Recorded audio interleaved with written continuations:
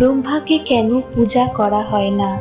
যখন ব্রহ্মাণ্ড কেবল শূন্যতা আর অন্ধকারে আচ্ছন্ন ছিল, সেই সময়ে ভগবান ব্রহ্মা এবং ভগবান বিষ্ণুর মধ্যে এক বিশাল বিতর্ক উপস্থিত হল। বিতর্কের বিষয় ছিল কে শ্রেষ্ঠ।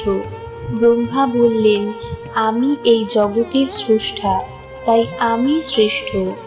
অন্যদিকে বিষ্ণু বললেন, আমি জগতের পালনকর্তা, আমার মাধ্যমেই সব টিকে আছে, তাই শ্রেষ্ঠত্ব আমার প্রাপ্য। এই অহংকারের লড়াই যখন চরমে পৌঁছালো, তখন হঠাৎ তাদের সামনে প্রকট হলো এক অতিকায় জ্যোতির্লিঙ্গ। সেই লিঙ্গের আদি বা অন্ত কোনোটি দেখা যাচ্ছিল না। আকাশ থেকে পাতাল পর্যন্ত বিস্তৃত সেই অগ্নিস্তম্ভ দেখে দুই দেবতা স্তম্ভিত হয়ে গেলেন। ঠিক হলো, যিনি এই স্তম্ভের শেষ প্রান্ত খুঁজে পাবেন, তিনিই শ্রেষ্ঠ। ভগবান বিষ্ণু বরাহ অবতার ধারণ করে নিচের দিকে পাতালে যেতে লাগলেন এবং ব্রহ্মা হংস রূপ ধারণ করে ওপরের দিকে উড়ে চললেন। হাজার হাজার বছর অতিক্রান্ত হলো, কিন্তু সেই অনন্ত লিঙ্গের কোনো শেষ পাওয়া গেল না। বিষ্ণু নিজের পরাজয় স্বীকার করে ফিরে এলেন, কিন্তু ব্রহ্মা চাইলেন ছলনার আশ্রয় নিতে। উপরের দিকে যাওয়ার সময় ব্রহ্মা দেখতে পেলেন আকাশ থেকে একটি কেতকী ফুল নিচে পড়ছে। ব্রহ্মা সেই ফুলটিকে জিজ্ঞাসা করলেন, সে কোথা থেকে আসছে? ফুলটি জানালো, সে শিবলিঙ্গের মস্তক থেকে পড়ছে। ব্রহ্মা তখন কেতকী ফুলকে বাধ্য করলেন একটি মিথ্যা সাক্ষ্য দিতে। ব্রহ্মা ফিরে এসে বিষ্ণুকে বললেন যে তিনি লিঙ্গের শেষ প্রান্ত খুঁজে পেয়েছেন এবং সাক্ষী হিসেবে কেতকী ফুলকে পেশ করলেন। ঠিক সেই মুহূর্তে জ্যোতির্লিঙ্গ থেকে প্রচণ্ড শব্দে মহাদেব প্রকট হলেন। তিনি ব্রহ্মার এই মিথ্যাচারে অত্যন্ত ক্রুদ্ধ হলেন। মহাদেব জানতেন যে ব্রহ্মা মিথ্যার আশ্রয় নিয়েছেন। ক্রোধে উন্মত্ত হয়ে শিব ব্রহ্মাকে অভিশাপ দিলেন, হে ব্রহ্মা, সৃষ্টির দেবতা হয়েও তুমি মিথ্যার আশ্রয় নিয়েছ, তাই আমি অভিশাপ দিচ্ছি, মর্তলোকে কোনোদিনও তোমার পূজা হবে না, কোনো মন্দিরে তোমার মূর্তি প্রতিষ্ঠিত হবে না। এমনকি তিনি কেতকী ফুলকেও অভিশাপ দিলেন যে শিব পূজায় এই ফুল কখনো ব্যবহার করা হবে না। ব্রহ্মার অপূজ্য হওয়ার পেছনে দ্বিতীয় কাহিনীটি আরও বেশি নাটকীয়। এটি ঘটেছিল রাজস্থানের পবিত্র পুষ্কর তীর্থে। পুরাণে বর্ণিত আছে, একবার ব্রহ্মার মনে হলো পৃথিবীতে যজ্ঞ করা প্রয়োজন। তিনি যজ্ঞের স্থান হিসেবে পুষ্করকে বেছে নিলেন।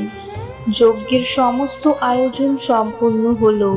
মুনি ঋষি দেবদেবীরা সবাই আমন্ত্রিত হলেন, কিন্তু পুরাণ অনুসারে কোনো বড় যজ্ঞ সম্পন্ন করতে হলে যজমানকে অবশ্যই তার পত্নীকে নিয়ে বসতে হয়। ব্রহ্মার পত্নী দেবী সাবিত্রীকে আসার জন্য খবর পাঠানো হলো, কিন্তু সাবিত্রী দেবী তার সখীদের জন্য অপেক্ষা করছিলেন এবং পৌঁছাতে দেরি করছিলেন। যজ্ঞের শুভ মুহূর্ত বা লগ্ন পার হয়ে যাচ্ছিল। ঋষিগণ লগ্ন পেরিয়ে যাওয়ার আশঙ্কায় ব্রহ্মাকে অনুরোধ করলেন অন্য কাউকে তার পত্নীর আসনে বসিয়ে যজ্ঞ শুরু করতে। উপায়ান্তর না দেখে ব্রহ্মা ইন্দ্রদেবকে বললেন এক উপযুক্ত কন্যা খুঁজে আনতে। ইন্দ্রদেব এক গোয়ালা কন্যা গায়ত্রীকে নিয়ে এলেন। যজ্ঞের বিশুদ্ধির জন্য দেবতারা সেই কন্যাকে পবিত্র করলেন এবং ব্রহ্মা তাকে বিবাহ করে যজ্ঞে বসলেন। ঠিক সেই সময়ে দেবী সাবিত্রী যজ্ঞস্থলে উপস্থিত হলেন। তিনি দেখলেন তার স্থানে অন্য এক নারী বসে আছে। অত্যন্ত অপমানিত এবং ক্রুদ্ধ হয়ে দেবী সাবিত্রী ব্রহ্মাকে অভিশাপ দিলেন, আপনি আপনার পত্নীর মর্যাদা রক্ষা করতে পারেননি। কামনার বশবর্তী হয়ে যজ্ঞের লোভে আপনি অন্য নারীকে গ্রহণ করেছেন। আমি আপনাকে অভিশাপ দিচ্ছি, এই পুষ্কর ব্যতীত সারা বিশ্বে আপনার নাম করে কোনো মন্দির তৈরি হবে না এবং কেউ আপনার পূজা করবে না। সাবিত্রী দেবী সেখানে উপস্থিত দেবদেবীদেরও অভিশাপ দিয়েছিলেন, কারণ তারা এই অন্যায় কাজে বাধা দেননি। পরে দেবতাদের অনুরোধে তিনি অভিশাপ কিছুটা শিথিল করেছিলেন, কিন্তু ব্রহ্মার অভিশাপ অটুট থেকে যায়। পুরাণের গল্পের আড়ালে ব্রহ্মার পূজা না হওয়ার একটি গভীর আধ্যাত্মিক কারণও রয়েছে। হিন্দু দর্শন অনুযায়ী ব্রহ্মা হলেন রজোগুণের প্রতীক, যা সৃষ্টির জন্য দায়ী।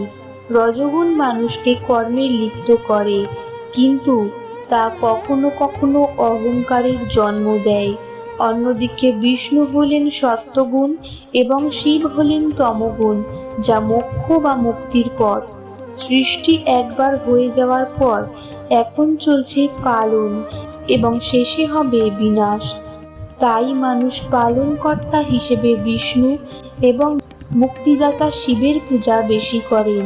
ব্রহ্মা যেহেতু সৃষ্টির কাজ শেষ করে ফেলেছেন, তাই আধুনিক ভক্তিবাদে তার প্রাসঙ্গিকতা পূজা অর্চনার দিক থেকে কমে গেছে।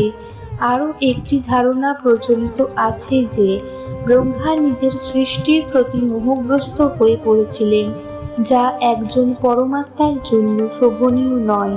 আজ সারা পৃথিবীতে মহাদেবের লক্ষ লক্ষ মন্দির আছে, বিষ্ণুর পূজা হয় প্রতি ঘরে, কিন্তু ব্রহ্মা পূজিত হন একমাত্র পুষ্করের জগৎপিতা ব্রহ্মা মন্দিরে। তার কাহিনী আমাদের মনে করিয়ে দেয় সত্যের পথই শ্রেষ্ঠ পথ।